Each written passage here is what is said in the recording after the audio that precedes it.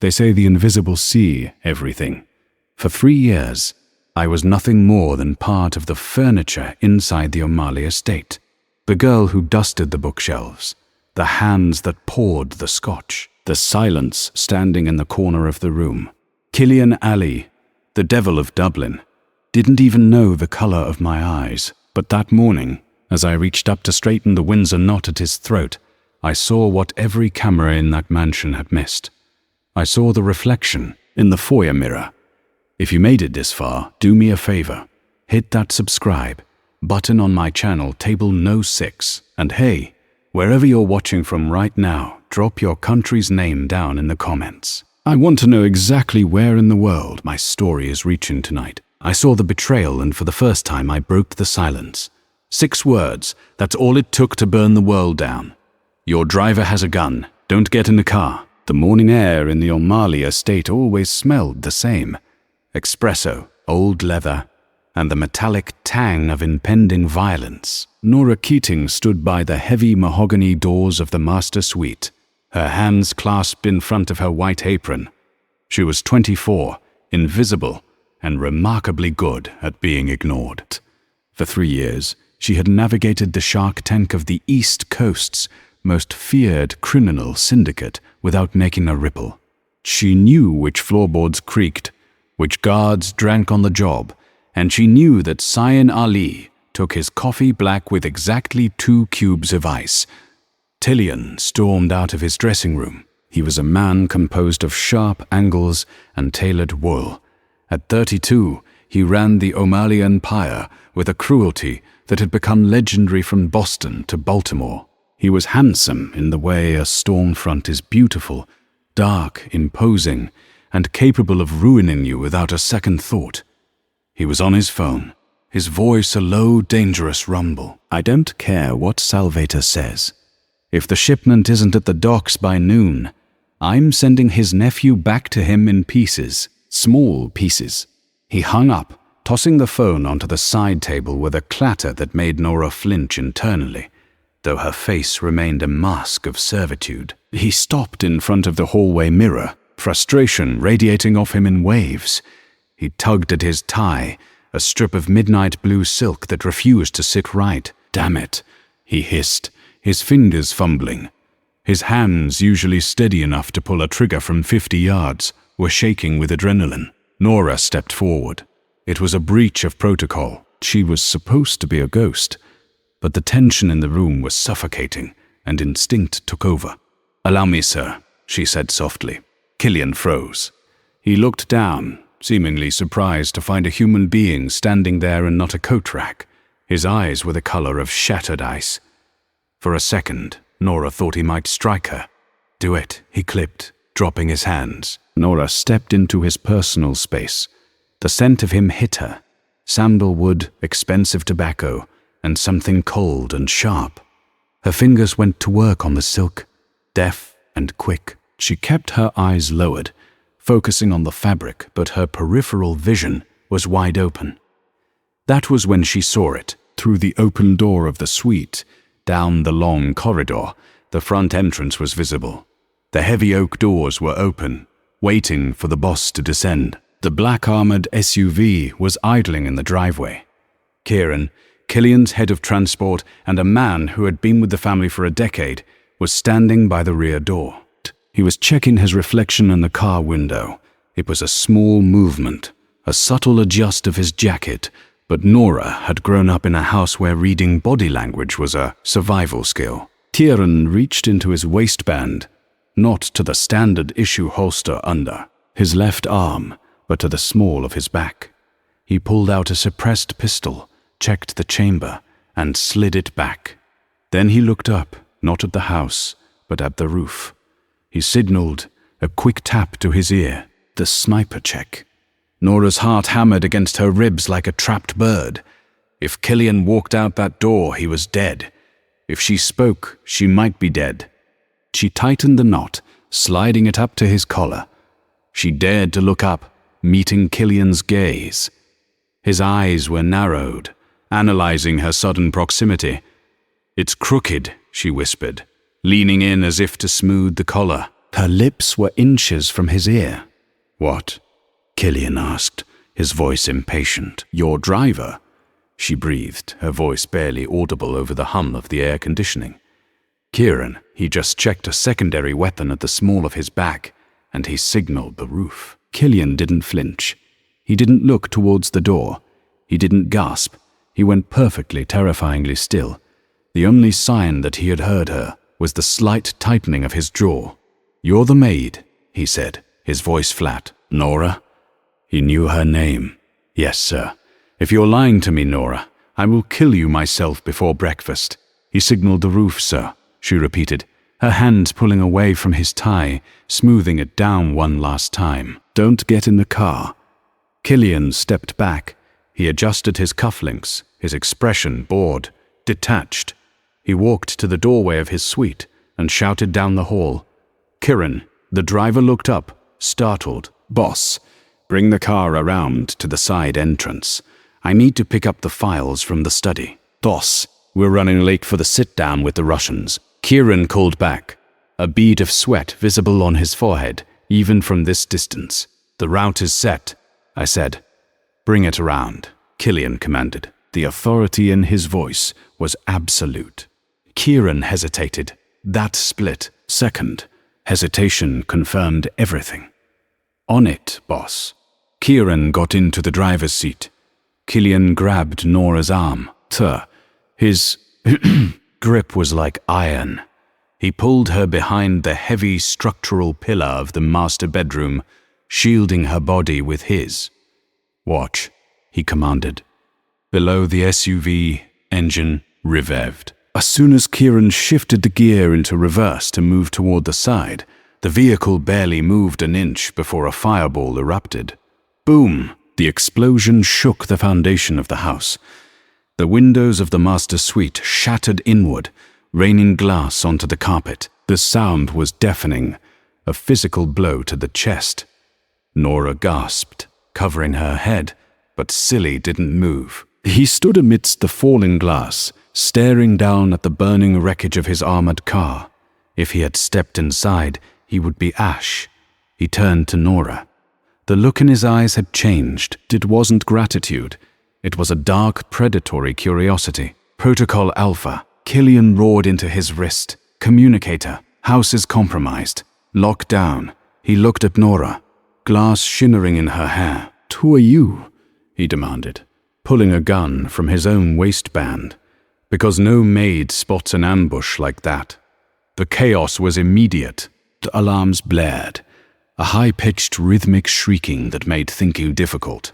"Move," Killian ordered. He didn't wait for her to comply.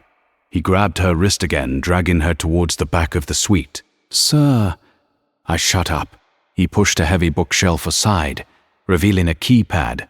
He punched in a code and a section of the wall hissed open. A panic room, or rather a panic tunnel.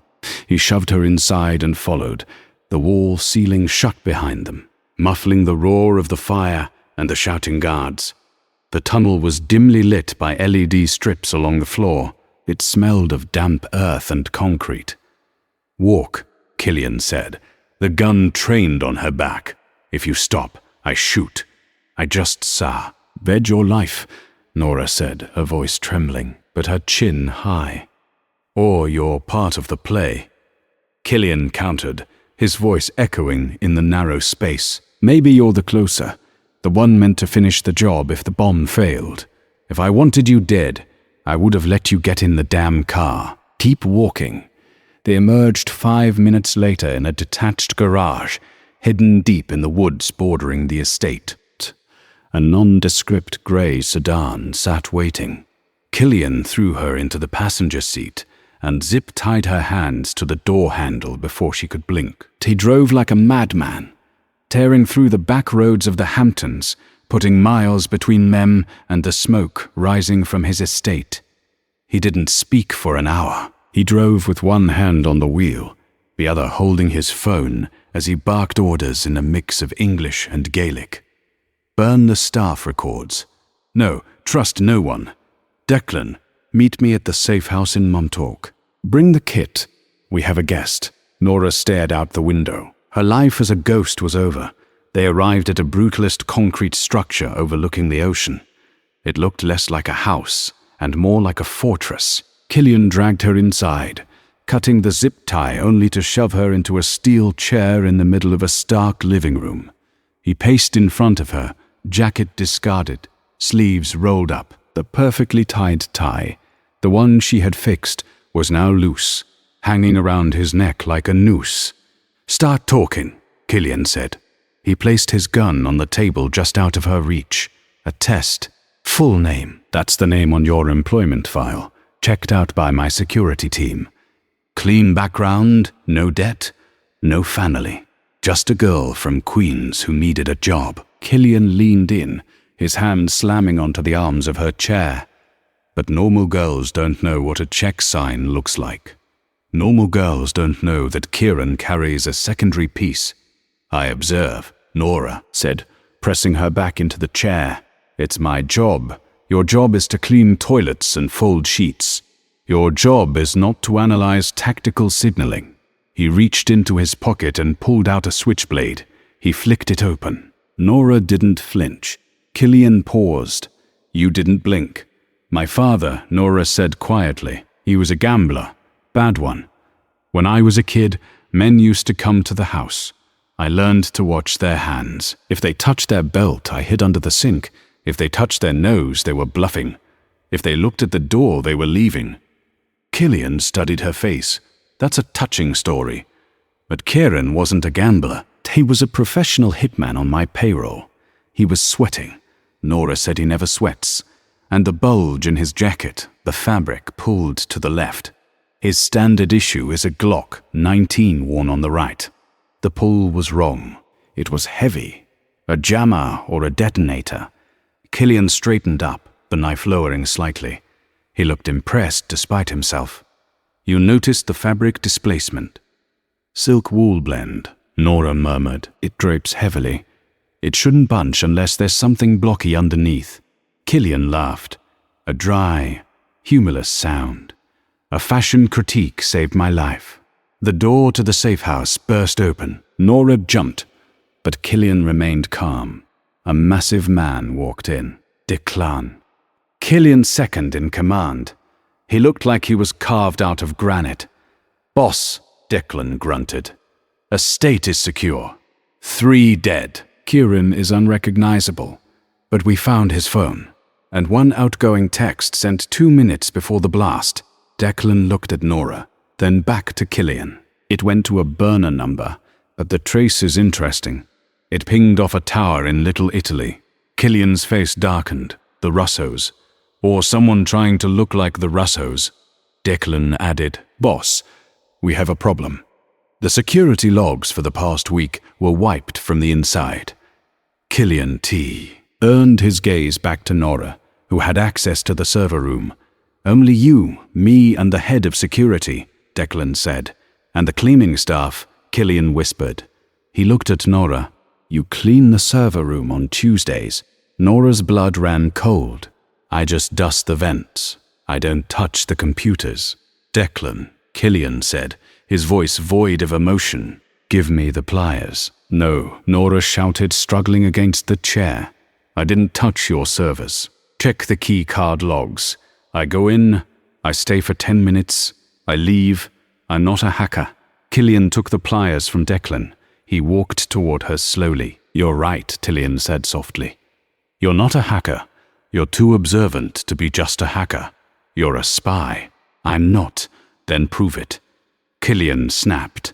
"Tell me something about Declan right now that a maid shouldn't know. Prove your powers of observation are real and not just intel fed to you by my enemies." Nora looked at Declan. She scanned him frantically. The giant man stood stoically, arms crossed. His left boot, Nora gasped. The sole is worn down more than the right. He had a limp recently, an injury he's hiding, and then he smells like peppermint and gun oil. But under that cheap vanilla perfume, Declan stiffened. He's seeing someone. Nora rushed on. Someone he shouldn't be, 'cause he checks his watch every time you mention the South Sector. That's where she lives. The vanilla. It's sweet nothings, a drugstore brand. He's dating a civilian or a pro. The room went silent. Killian looked at Declan. Declan's face turned a shade of crimson. "Boss, it's not." "Is she right?" Killian asked, his voice lethal. Declan looked down. "It's the waitress at the diner on 4th. "It's nothing, Cillian." Killian dropped the pliers. He looked at Nora with a newfound respect and something else. Wariness. "You're dangerous, Nora Keating," Killian said, "and right now you're the only person in this room I haven't caught lying to me yet." The sun had set, casting the safe house in long, bruised shadows. The atmosphere was brittle. Killian sat by the window, watching the dark road. Declan had been sent away to fix his loose end with the waitress, leaving Killian and Nora alone. Nora was no longer tied up, but she knew she was still a prisoner. She sat on the sofa, nursing a glass of water, watching Killian. He had shed the suit jacket. The white shirt was unbuttoned at the top, sleeves rolled up to reveal forearms corded with muscle and covered in faint scars. "Why are you still here?" Killian asked without turning around. "Dab, because you have men with guns at the gate," Nora replied dryly. "I mean, why at the estate? With your skill set, you could have been working for the FBI or a rival family. Why scrub floors?" Nora looked into a glass. "Invisibility is a shield. Mr. Ali, when you're a maid, no one looks at you. They look through you. I needed to disappear." "From who?" Nora hesitated. "My ex-husband. He's a bad man." "I'm a bad man, Nora. And you're sitting in my living room. He's different. He's a cop. A dirty one." Killian turned to face her. "Name, Detective Arthur Lowe, NYPD Vice." Killian's eyes widened slightly. "To Lowe, the man who seized my shipment in the Bronx last year. He has a temper," Nora said, her voice dropping. "I left him 3 years ago. I changed my name. I took the job at your estate because it was the one place the police couldn't get into without a warrant. You were my protection." Killian laughed, shaking his head. "You used the leader of the Irish MAFIA as a domestic abuse shelter. That is bold. It worked until this morning." Killian walked over to the minibar and poured himself a whiskey. He poured a second one and handed it to her. "Drink. You'll need it." "Why?" "Because if the Russos tried to kill me, it means they think I'm weak. They think I'm distract. They're coming for everything. And since you saved me, they'll assume you're an asset. They'll come for you too." As if on cue, the lights in the safe house flickered and died. Total darkness swallowed the room. "Get down," Killian roared. Glass shattered as a barrage of automatic gunfire rad. Killian tackled Nora off the sofa, covering her body with his as bullets chewed up the drywall where she had been sitting seconds ago. "They found us." Killian cursed, crawling toward his duffel bag. "Declan must have been followed." "Or he sold you out," Nora whispered, adrenaline spiking her voice. "Grab the bag," Killian ordered, ignoring her comment. "Kitchen back exit now." They scrambled on hands and knees. The noise was deafening. Suppressed fire. Thip, thip, thip, tearing through the expensive furniture. They reached the kitchen. Killian kicked the back door open but stopped. A red laser dot appeared on his chest. He slammed the door shut just as a bullet punched a hole through the wood. "Sniper cover," he yelled. "We're pinned." "The basement," Nora said. "There's a coal chute. I saw it on the blueprints when I cleaned the library." "You cleaned the library of my main house. This is a safe house. Rich people build houses the same way." Nora yelled back. "The architect was the same. I saw the signature on the cornerstone. There's a coal chute in the east corner." Killian looked at her bewildered. "You are the most terrifying maid in existence." Less talking, more running. They ran to the pantry door. Killian fired 3 shots blindly into the living room to provide cover fire, then followed Nora down the narrow wooden stairs into the pitch-black basement. Nora didn't need light. She felt her way along the wall, counting steps. Here she found the latch. It was rusted. "Help me." Killian holstered his weapon and grabbed the wheel of the chute door. With a grunt of exertion, he wrenched it open. Moonlight spilled in. "Go," he said, boosting her up. Nora scrambled through the narrow opening, spilling out onto the wet grass of the backyard. She reached down, grabbing Cyan's hand. He was heavy, but adrenaline gave her strength. She pulled him up. They were in the woods behind the house. Behind them, flashlights were sweeping the rooms they had just fled. "My car is gone," Killian said, looking at the driveway where the sedan was now riddled with holes. "We walk," Nora said. "The highway is 2 miles west. You know the geography of Montauk, too. I read maps when I'm bored." They began to run through the underbrush. Killian was breathing hard, not from exhaustion, but from fury. "When I find out who gave up this location—" "It wasn't Declan," Nora said, ducking under a branch. "Stop defending him." "I'm not. But the shooter, the timing. They cut the power first. That's military. Private contractors. Declan is a thug. This is precise. This is an orchestrated coup." Killian finished. He stopped, grabbing her arm to steady her as they slid down a muddy embankment. For a moment, they were pressed together against a tree, hiding from a sweeping spotlight of a helicopter overhead. "A helicopter?" Nora whispered. "Since when do rival families have air support?" "They don't," Killian said, his face grim. "That's not the Russos." He looked at Nora. "That's a police chopper, but it's running dark. No lights except the search spot." Nora's eyes went wide. "Arthur, your ex-husband isn't just a dirty cop." "Nora," Killian said, realizing the full scope of the nightmare. "He's working with whoever wants to take my territory. They used you to get to me."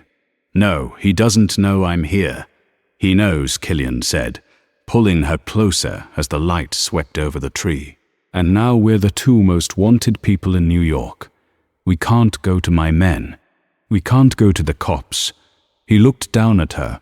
The Ma, Aiden, the mob boss, covered in mud, shivering in the woods. "You wanted to disappear." "Nora," Killian whispered, his lips brushing her forehead. "Congratulations, you're a ghost again. But this time, you're haunting the world with me." Rain began to fall, cold and relentless, washing the mud from their clothes, but soaking the chill into their bones. They had walked for 3 miles in silence, avoiding the main roads, sticking to the shadows of the power lines. Killian was lagging. The adrenaline was fading, and the reality of a graze wound on his ribs was setting in. He was losing blood. Not enough to kill him, but enough to slow a man down. "We need a car," Nora said, scanning the back lot of a run-down diner off Route 27. "I can hotwire that Ford." Killian grunted, nodding toward a rusted pickup truck. "No," Nora stopped him. "New cars have transponders. Old cars have loud engines. We need something invisible." She pointed to a grey 2010 Honda Civic with a 4 sign in the window parked near the dumpster. "That one. It's unlocked. I saw the owner leave the keys on the tire. It's a localized drop-off for a sale." Killian looked at her, water dripping from his dark hair. "You saw the keys on the tire from 50 yards away in the rain." "I saw the man bend down. He didn't tie his shoe." Killian didn't argue. He was learning that arguing with Nora Kating was a waste of time. They took the car. Nora drove. Killian slumped in the passenger seat, his hand pressed against his side, his face pale in the passing streetlights. "Where are we going?" he asked, his voice rough. "The Starlight Motel in Queens," Nora said, her eyes fixed on the road. "Cash only, no cameras. The owner owes my father a gambling debt from 1998. He won't ask questions." They arrived an hour later. The neon sign buzzed with a dying E, casting a sickly pink glow over the wet pavement. Nora secured a room 104 at the back, facing the alley. Inside the room smelled of stale cigarettes and lemon pledge.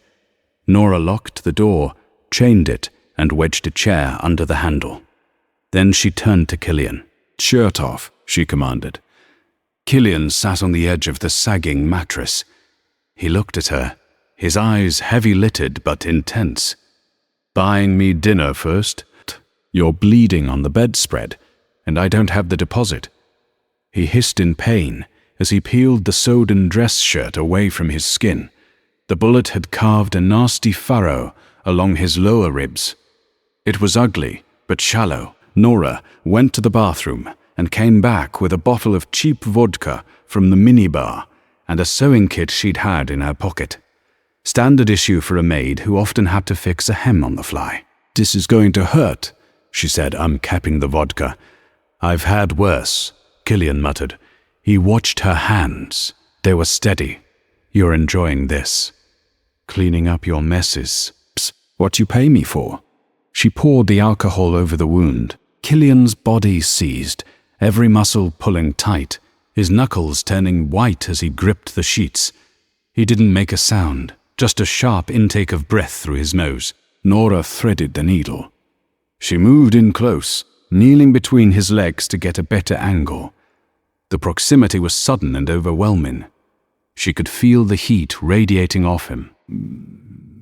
"You said your husband Arthur is working with my enemies," Killian said, his voice low, trying to distract himself from the needle piercing his skin. "Why? Because he's greedy," Nora said, stitching carefully. "And because he hates that I got away, taking down the man who protected me. You is his way of proving he still owns me. He doesn't own you," Killian growled. The ferocity in his voice made Nora pause. "He thinks he does. If I survive this," Killian said, looking down at the top of her head, "I'm going to find Arthur Lowe, and I'm going to take him apart slowly. Focus on surviving first," she whispered, tying off the suture. She bit the thread to cut it. She pulled back, but Killian caught her hand. His grip was gentle this time, his thumb tracing the calluses on her palm. "Well, why didn't you run?" he asked. "In the woods, you could have left me. You could have gone to the cops and claimed I kidnapped you. I told you I don't run anymore." Nora met his gaze. The air in the room grew heavy, charged with the electricity of two people who had just cheated death. "And besides, you're the only person who ever looked at me and saw something worth saving." Killian leaned in. The distance between them vanished. He smelled of rain, vodka, and copper blood. His hand moved to the back of her neck, his fingers tangling in her damp hair. "Nora," he breathed, his voice a low rumble against her lips. He kissed her. It wasn't the kiss of a gentleman. It was the kiss of a man who was used to taking what he wanted, desperate and consuming. Nora froze for a split second, then melted into it, her hands clutching his bare shoulders. It was a collision of fear and desire, a release of 3 years of silence. He pulled her onto the bed, careful of his side, his body covering hers. For a moment the war outside didn't exist. There was only the heat of the motel room, and the man who was supposed to be her boss, now unraveling in her arms. But before it could go further, Killian pulled back, breathing hard, his forehead resting against hers. "We can't," he whispered, regret thick in his voice. "Not here, not while they're hunting us. I won't be distracted. I need you sharp." Nora nodded, breathless, her heart pounding a frantic rhythm. "You're right." Killian rolled off her, staring at the ceiling. "Get some sleep, Nora. Tomorrow we stop running. Tomorrow we go on the offense. Morning, bro." At grey, unforgiving light and a plan that bordered on suicidal, Killian was up before dawn, pacing the small room. The wound was stiff, but he was moving with his usual predatory grace. He had acquired a burner phone, likely stolen from the housekeeping cart, and was already making calls. "Silas," Killian said into the phone. "Don't speak. Listen, I'm alive. The accounts are frozen. I need the ledger." A pause. Killian's eyes narrowed. "I don't care if the feds are watching the bank. I'm not going to the bank. I'm going to the charity gala at the Pierre Hotel tonight. I know the Russos will be there. I know Arthur will be working security detail. Bring the key to the suite, room 412. He hung up and crushed the phone under his boot.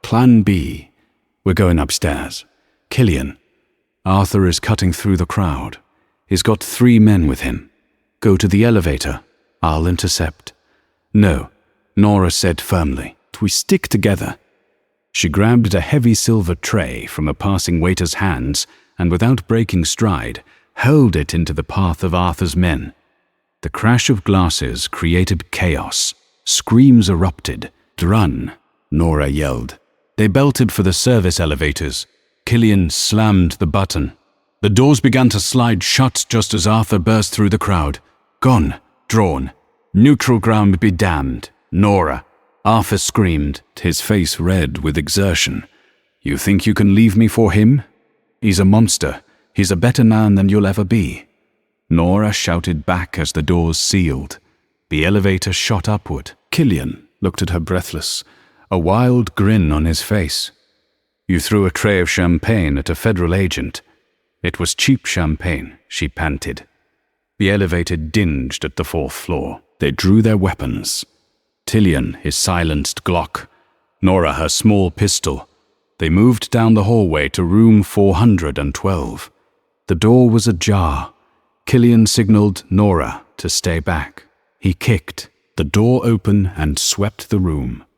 Clear, but it wasn't clear.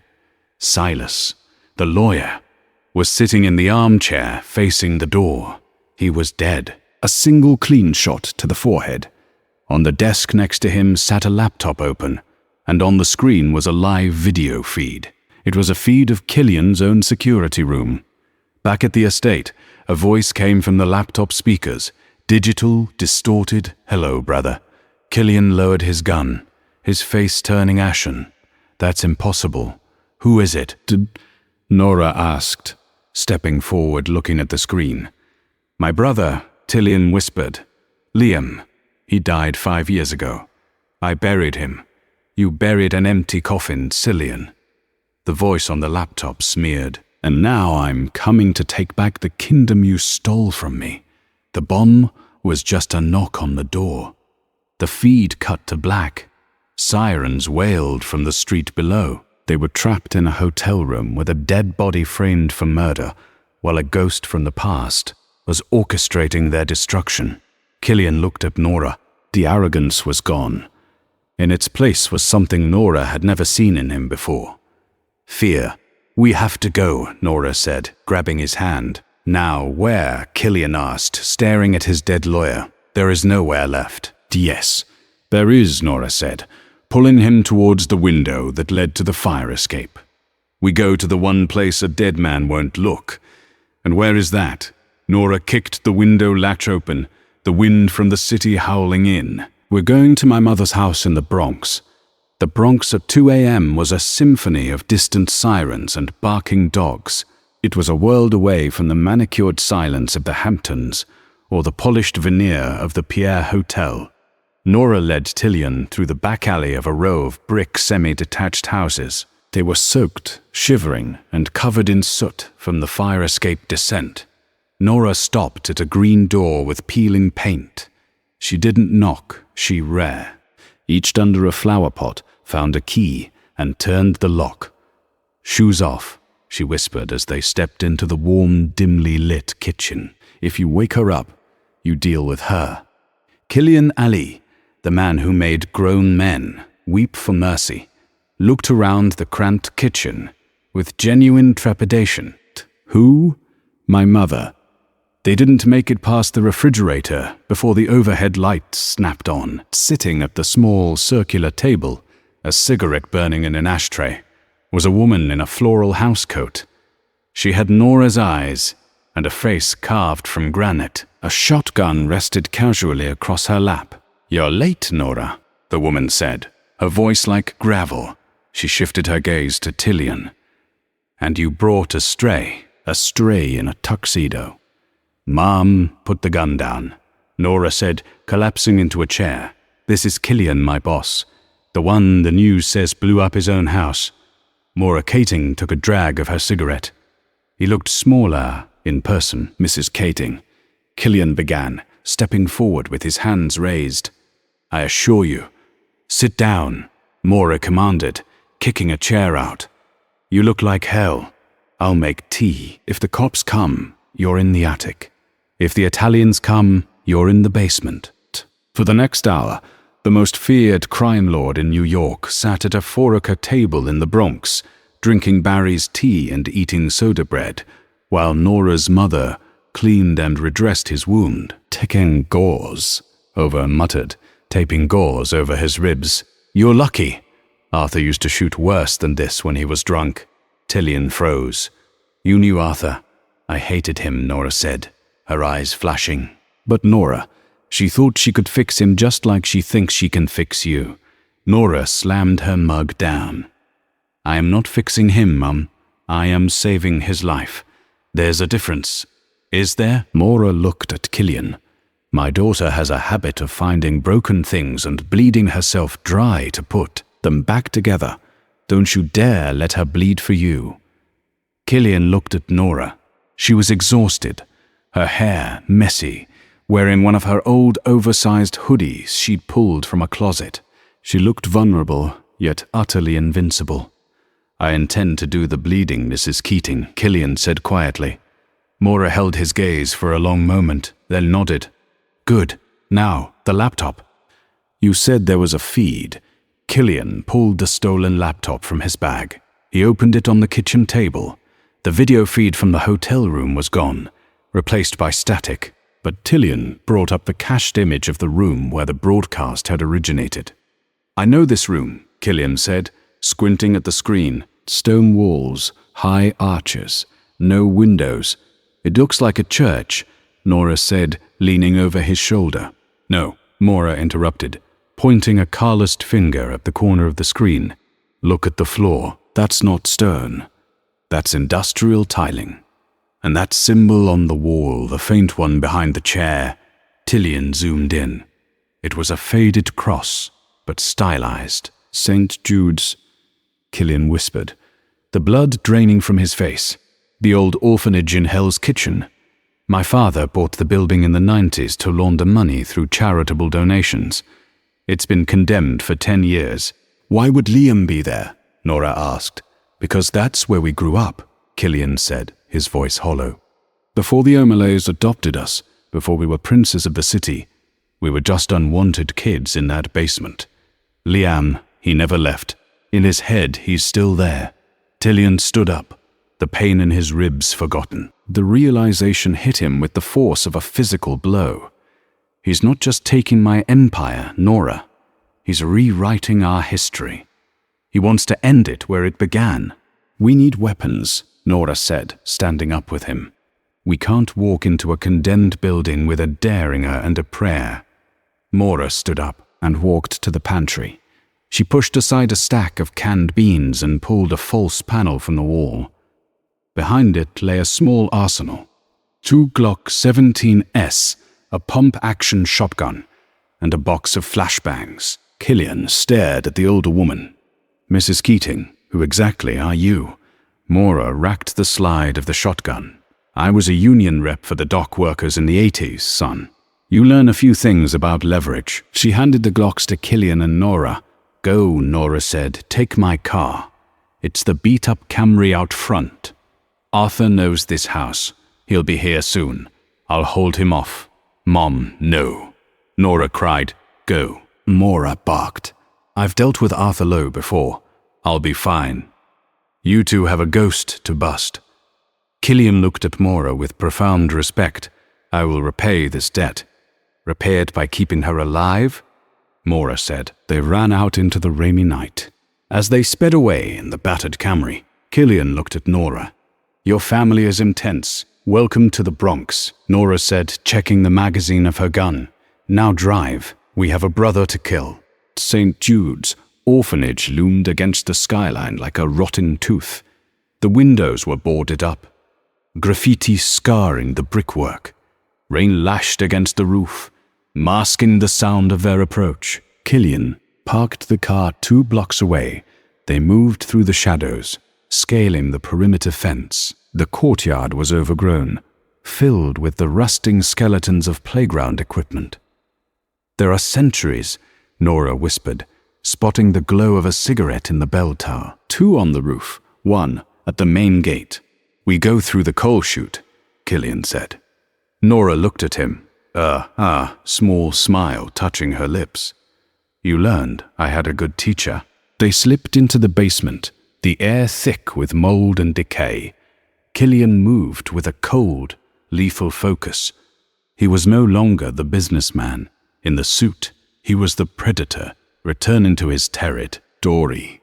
They cleared the lower level, taking out 2 guards with silent, efficient takedowns. Nora moved like smoke, her breathing steady. She was terrified, but she channeled the fear into hyper-awareness. They reached the heavy oak doors of the main chapel. Voices drifted from inside. He's not coming, Liam, Arthur's voice echoed. He's running. He's halfway to Mexico by now. He'll come, a second voice replied. It was raspy, broken yet terrifyingly familiar. Killian has a hero complex.